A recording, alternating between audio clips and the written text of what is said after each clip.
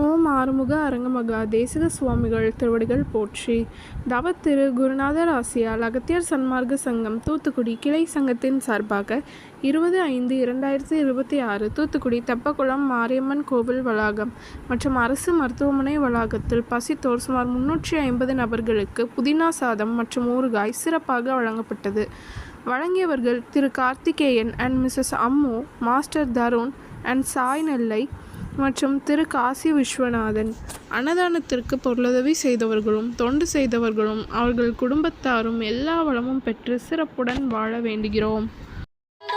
கடலோரத்தில் செந்தில் நாதன் அரசாங்கத்தில் தேனும் பாலும் தேருகிறது வாருங்கய்யா, ஒரு தேவை என்ன கந்தனிடம் கேளுங்கய்யா.